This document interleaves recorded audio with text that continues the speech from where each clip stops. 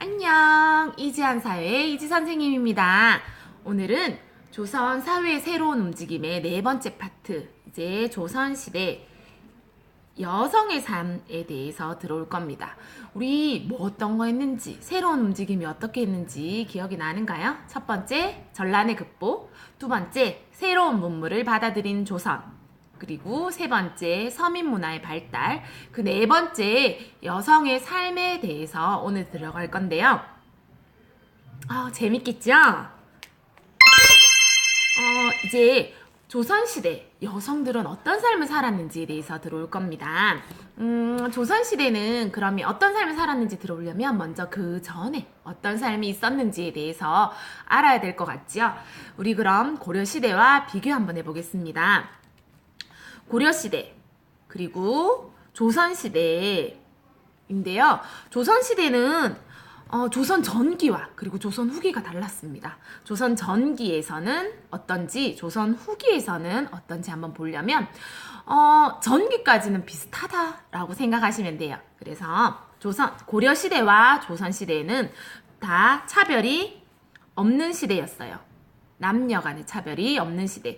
그래서 재산 상속, 제사를 다 여자, 남자 둘 다 지내게 있었습니다. 그렇게 되어 있었는데 이제 조선 후기가 오면 재산 상속 그리고 제사 같은 거는 이제 남성 중심으로 가게 되는 거죠. 그래서 여자들에게는 재산 상속도 안 된다. 그리고 제사도 아니다. 해서 가문의 족보를 만들 때 고려시대나 조선 전기까지는 보통 여자 이름까지 가문의 족보에 이름이 들어갔는데 조선 후기 시대에는 남자들만 들어갑니다. 그래서 지금 같은 경우도 조금 조금 보수적인 데를 가면 여자들의 이름을 빼고 남자들만 이름 올리기도 합니다. 그런 식으로 남녀와 여자는 유별, 다름이 있다라는 뜻이에요. 그런 식으로 남녀의 차별이 있었다. 그리고요, 차별이 있으니까 또 어떤 것들이 있었는지 한번 보면 두 번째, 여자는 재혼이 가능했습니다. 조선 전기까지 고려시대 조선 전기까지는 여자가 결혼할 때 재산을 들고 오게 되겠죠. 그 재산은 여자의 재산으로 이제 해석이 되는 거예요. 그래서 나중에 남편을 사별하거나 하더라도 그 재산을 가지고 다시 재혼을 가능하게 되어 있는데, 이제 조선 후기 사회가 되면 여자가 이제 결혼을 할 때 여러 가지 가지고 왔을 때 그거는 다 남편 쪽에 들어가게 되는 거지요. 그래서 엄격히 구분하면서 이제 여자들 같은 경우는 재혼을 하면 안 된다라는 것에 대해서 조금 많이 막아놨는 시대가 조선 후기 사회입니다. 그래서 용어들을 조금 보면 조선 전기까지는 장가를 간다라는 용어를 썼어요. 해서 친정살이 라는 말을 써서, 예를 들면 우리 신사임당 있죠. 그 신사임당의 남편 같은 경우는 20년이나 이제 친정살이를 했어요. 장가를 정말 간 거겠지요. 근데 조선 후기 시대에 오면 시집을 간다, 지금 시집 간다라는 용어를 더 많이 쓰거든요. 시집 간다라고, 시집살이, 결혼을 하면 바로 시집 시댁에 들어가서 계속 거기서 사는 거지요. 이제 그런 식으로 차이가 났다라는 거고요. 자, 조선 후기 시대에는 유별했다 했고 시집 간다라는 용어를 사용했다 했어요. 뿐만 아니고 신분을 엄격히 구분했습니다. 신분마다 이제 여성의 것이 하는 행동이 다르다라는 말을 하는데, 어떤 차이가 있냐면, 먼저 양반 계층에서는 어떤 거냐면 기본적인 학문 교육만 가능했습니다. 그러니까 가정 생활할 때, 집안일 할 때, 여러 가지 볼 때 정말 기본적인 것들만 가르침을 받았지요. 그런 기본적인 학문 교육만 했고요. 보통 집안일만 했어요. 집에서 집안을 이렇게 꾸려 나가야 된다 하는 그런 손님 맞이, 음식 마련 이런 것들 중심으로 집안일을 했었어요. 그리고 아까 위에서 고려시대 때는 조선 전기까지는 재혼이 가능하다 했지요. 근데 조선 후기로 오면 재혼은 불가라는 것이 들어왔습니다. 그래서 양반적인 거는 기본적인 학문교육, 집안일, 재혼 안 된다 이런 것들이 있는데, 특히 삼종지도라는 것이 있는데요. 뭐냐면, 자, 세 가지 따르는 여러 가지 방법을, 세 가지 따르는 길을 나타냈는데, 나이가 어릴 때 이렇게 교과서에 보면 나이가 어릴 때는 아버지를 따르게 돼 있었어요. 그리고 이제 결혼을 하면 남편을 따른다. 그리고 남편이 사별하고 죽고 나서는 아들의 말을 따른다 라고 되어 있어요. 그런 것처럼 여성은 자신의 의견으로 주체적으로 삶을 사는 것이 아니고 누구를 따라서 아버지, 남편, 아들을 따라서 살아라 하는 게 삼종지도라고 합니다. 좀 많이 슬프지요?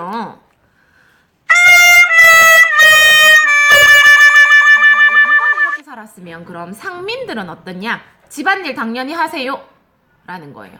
그리고 또 추가로 뭐 해야 되냐? 상민이니까 농사일도 당연히 해야 됩니다.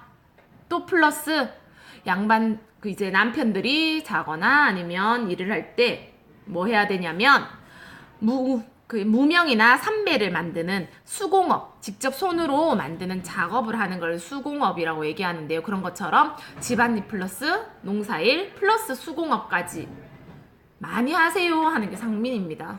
안타깝지. 그 다음 천민. 천민은 뭐냐면 이제 제일 밑에 최하층 노비 계층이지요. 그렇게 이제 관청이나 양반집에서 사노비 그리고 관노비 사노비 이런 식으로 관청이나 양반집 등에서 힘든 일을 도맡아 하는 것들, 그런 식으로 여자들은 많이 힘들었습니다. 여러분들 드라마 같은 거나 영화를 보면 여자들이 이렇게 쓰고 가는 것들, 보통 조선 후기 시대입니다. 얼굴을 드러내도 안 되고 밖에 나가는 것도 마음대로 못 나가는 것들이 보통 조선 후기 여성들의 삶입니다. 여러분들은 아주 좋은 시대 살고 있지요. 자, 이제 이런 신분 사회임에도 불구하고 훌륭한 업적을 남기신 여성들이 있습니다. 어떤 분들이 있는지 죄송해요. 잠시만. 자, 훌륭한 업적을 남긴 여성들을 한번 보면요. 우리 5만원권에 있는 주인공 누구? 심사임당 있죠. 심사임당은 조선 전기의 사람입니다. 그러면 어떠해요? 교육을 받을 수 있다 없다? 있다. 그래서 어렸을 때부터 이제 바느질, 그림뿐만 아니고 시를 짓는 거라든지 여러 가지 똑똑한 것을 나타냈습니다. 그래서 조선 전기 시대니까 뭐예요? 장가를 가는 시기겠죠. 친정살이를 하는 시기니까 아빠가 심사임당의 아버지가 그런 똑똑한 딸을 옆에 두고 싶었는 거예요. 그래서 사위를 고를 때 그런 조건을 걸었습니다. 우리 집에서 살 사위를 고른다 해서 20년 동안, 아까 앞에서 말한 것처럼 20년 동안 심사임당은 자기 친정에서 살았어요. 그래서 셋째 이이가 6살 될 때까지 여러분들이 아는 그 오죽헌에서, 오죽헌 들어봤어야 됩니다. 오죽헌에서 계속 살면서 이제 심사임당은 자신의 재능을 발휘했다. 재능 발휘한 것에 심사임당이고요. 시나 그림 쪽으로 발휘를 했어요. 근데 또 이런 재능을 가진 사람이 있었습니다. 누구냐면 허난설헌. 우리 앞에서 봤던 한글 소설을 지은 허균, 홍길동전을 지은 허균의 누나예요. 그런 누나인데 이분도 천재인 거예요. 재능이 정말 많아요. 그래서 시를 잘 짓고 결혼하기 전까지 아버지가 이렇게 똑똑한 아이가 있네. 아버지의 노력으로 자기 동생들 배울 때 여러 가지 같이 교육을 받습니다. 허난설헌이 배웠는데 이때는 무슨 시대입니까? 조선 후기 시대예요. 그렇게 되면 허난설헌은 심사임당처럼 그렇게 자기 재능을 발휘할 수 있는 시대에 못하는 시대일까요? 못하는 시대지요. 그러니까 힘이 드는 거예요. 그래서 결혼하고 나서는 뭐만 해야 돼요? 양반집이니까 집안일만 하게 되는 거죠. 그런 식으로 집안일만 하는, 결국에는 재능을 발휘 못하였다 시를 했지만 허난설헌은 그런 조금 안타까운 면이 있는 그런 여성이 되는 겁니다. 그랬는데 이제 동생이, 허난설헌 자기 누나가 죽은 다음에 이제 그 시들을 다 모아서 이제 시집을 만들어 주지요. 그렇게 만들어준 것이 이런 사람이 있구나, 이런 여성도 있구나 하고 알려지게 되는 겁니다. 그나마 동생이 있으니까 그렇게 알려지게 되었는 거고요. 자, 조선 후기 시대임에도 불구하고 이제 사업가로서 이제 선행을 알린 사람이 있습니다. 김만덕이라는 사람인데요. 잠시만, 여기 김만덕이 있어요. 어느 시대 사람이냐면 정조 때 사람입니다. 정조는 조선 영정조 할 때 정조거든요. 조선 후기지요. 그런 조선 후기사인데 거기다가 김만덕은 제주도에서 살았어요. 제주도에 있는 제주도에는 뭐가 많아요 했는데 여자가 많지. 여자 바람, 돌이 많아요 이렇게 얘기를 하는데 왜 여자가 많아지냐면 그 시대에는 여자들이 배를 타면 안 된다라고 되어 있었어요. 그래서 제주도에서 태어난 여자들은 제주도 밖을 나갈 수 없는 상황이 되는 거예요. 그런 시대에서 김만덕이 살았는데 여러 가지 이제 장사를 하면서, 그러니까 지금 생각하면 주막이게 되겠죠. 지금 얘기하는 게 주막에서 중간에서 그런 보부상들 파는 사람들의 물건을 받아서 조금 이득을 남기고 되파는 그런 식으로 사업을 했는데요. 그런 이득을 남기는 것들로 인해서 그런 이득을 제주도에서 이제 흉년이 들면서 정조가 제주도에 있는 그런 불쌍한 사람들을 위해서 쌀이나 여러 가지 물건을 갖다 주라 했는데 그게 또 난파가 되고 하는 여러 가지 악재가 겹쳤을 때 김만덕은 자신의 재산을 다 팔아서, 그러니까 자기가 밖을 못 나가니까 이제 밑에 있는 남자들을 쓰게 되겠죠. 자기 일하는 거 밑에. 그래서 그 사람들한테 사오세요 해서 쌀을 사와, 밖에 육지에 가서 쌀을 사와서 제주도 사람들한테 쌀을 나눠주는 거죠. 그런 식으로 해서 선행을 했습니다. 그래서 정조가 듣고요. 와, 이런 사람이 있네 라고 해서 원하는 것을 들어주겠다 해서 제주도에서 밖을 나와서 정조도 만나고 금강산도 구경하고 하는 그런 영광까지 누리게 됩니다.